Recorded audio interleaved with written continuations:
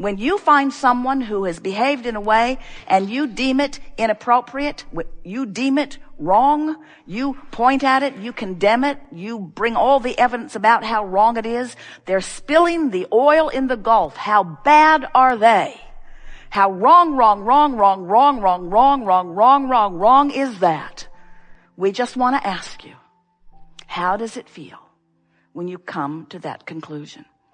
And what's really interesting is almost everyone would say, what happened and what I'm observing is what's causing me to feel bad.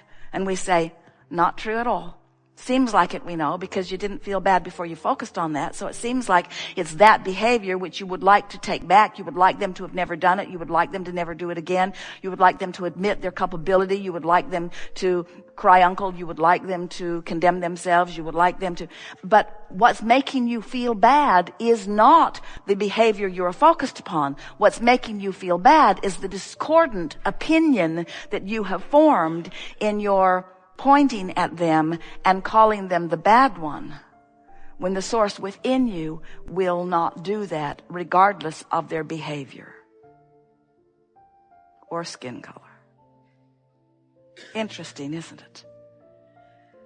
Don't you want to feel the guidance that you were born with present in every thought that you think?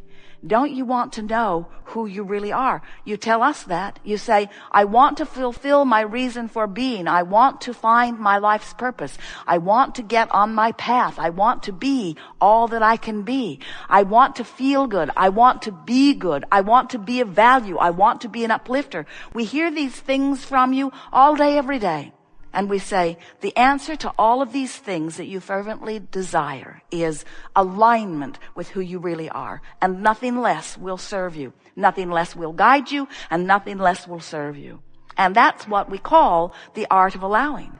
The art of feeling the frequency of my two vibrational aspected being, and deliberately bringing myself, by virtue of what I choose to think, into vibrational alignment and allowing with the wholeness that I have become, with the goodness that I am, with the expanded version of me. We've enjoyed this interaction immensely. It is always good to come together with those like you who are coming to know who you are. Jerry and Esther ordered a beautiful piece of furniture in California to be delivered to their new house in Texas. And they waited a long time for it. And when it came, it was all wrapped up. It was a console table, and it was wrapped up, really well wrapped up. And Esther was so happy that it was so well wrapped up, because she knew that it would be in very good condition, so well wrapped up. And the nice men who brought it, the white glove service who brought it, that were going to unwrap it and place it where they wanted it to be, as they unwrapped it and Esther looked at it, she was so thrilled with the beauty of this magnificent table, but it was upside down on the dolly.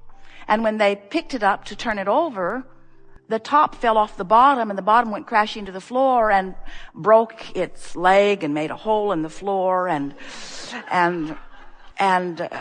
caused Esther to utter something we can't repeat, or it would have to be edited, and caused Jerry to utter something even worse. And, well, it always sounds worse coming from him because it's so out of character. And so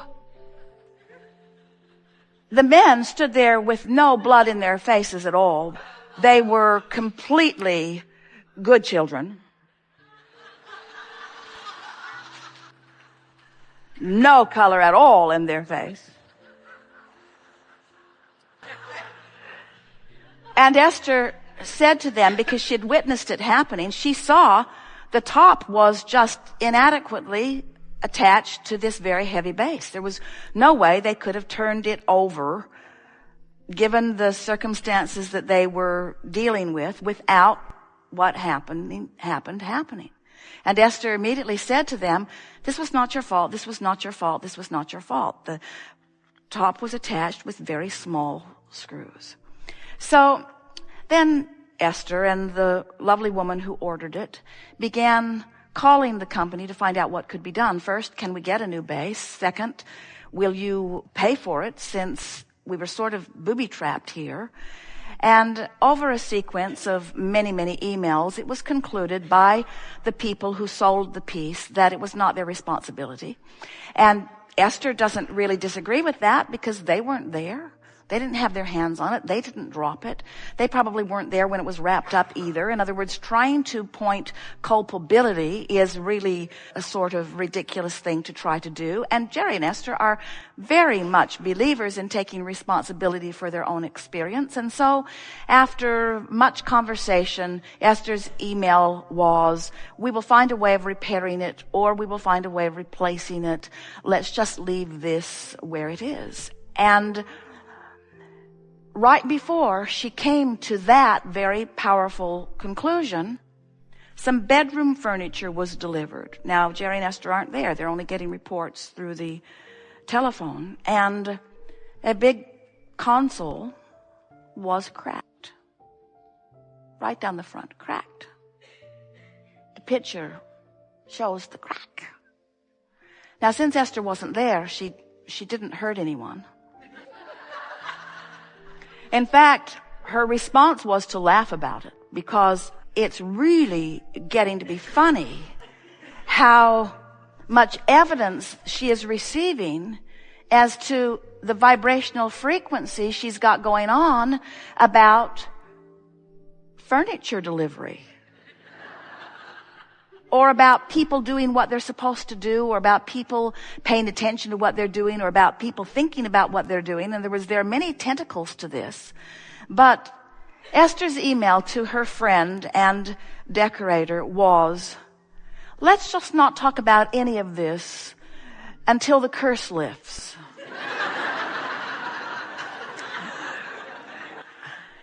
And it was Esther's humorous way of really wanting to take responsibility for everything that's happening in her experience. Now, anyone looking at this, of course, the people who sold the furniture, their email was really funny. My mother, who owns the shop, is tired of having to pay for other people's mistakes, she said.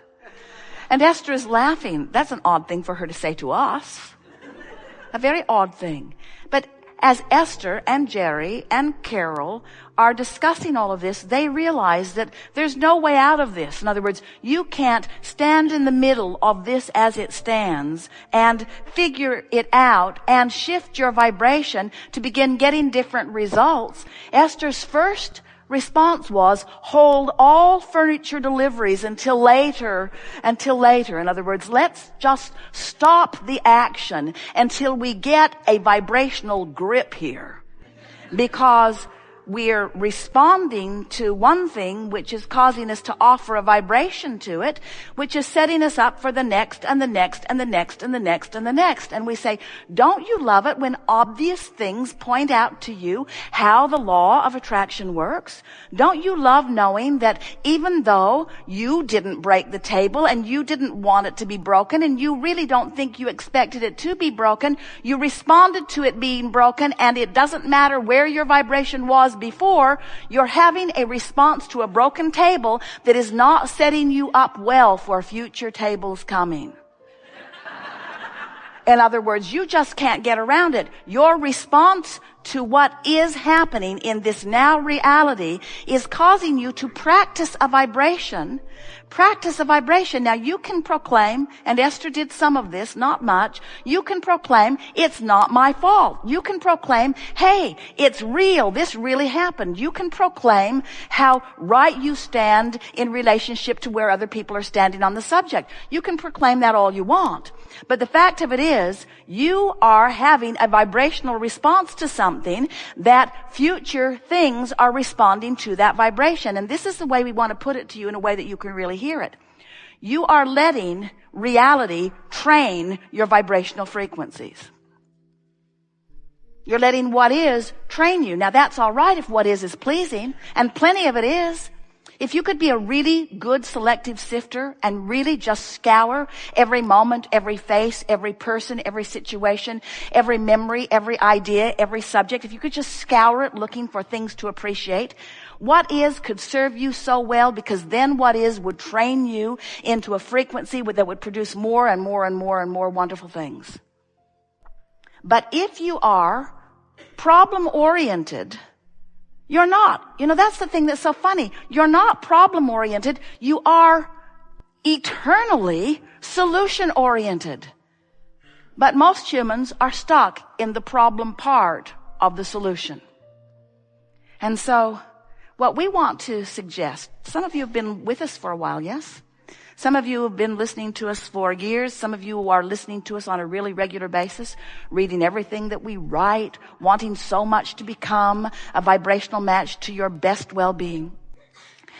We want to say to you that in everything that we've encouraged you to do, and all of it has been with the interest in helping you to clean up your resistance and therefore allow your movement into this vortex where the solutions and the good life that you want is.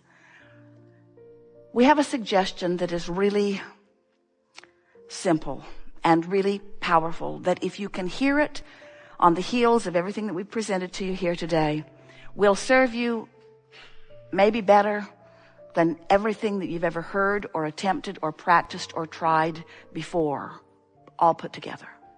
And that is, if you can accept the reality and the validity of this vortex of creation, if you can accept that, yeah, there's a physical reality going on, but there's a vibrational reality going on too.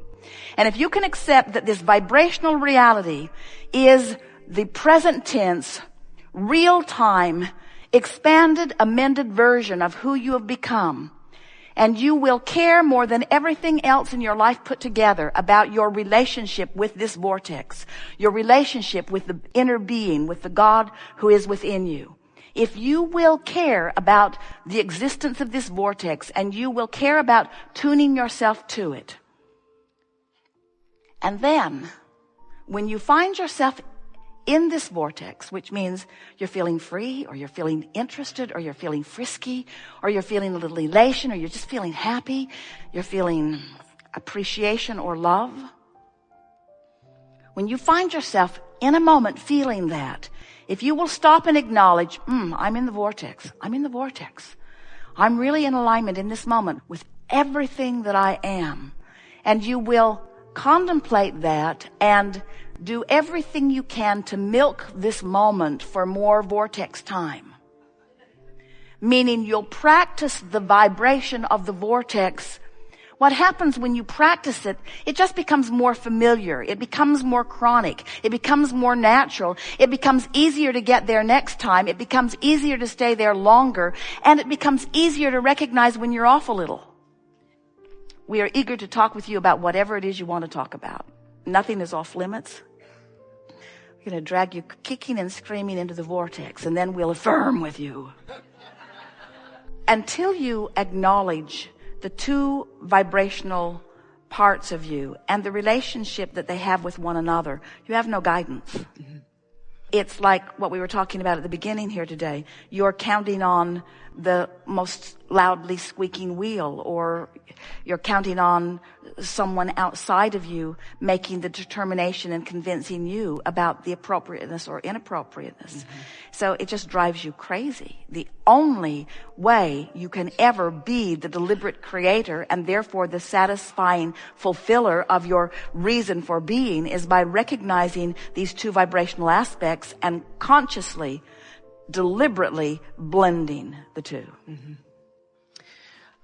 And the reason we call it the last frontier is because people will get sick, they'll go to several doctors, they'll take all the drugs, they'll have big pieces of their body removed, they'll do everything other than align energy. It's like the last ditch effort. We really enjoy seminars with terminally ill people because they pay much better attention. They've given up on all that stuff that doesn't work, of moving all those parts around, and now they're finally ready to do the only thing that ever worked anyway, of adjusting their vibration into the frequency of their very well vibrational body. Mm-hmm. Good time for a segment of refreshment.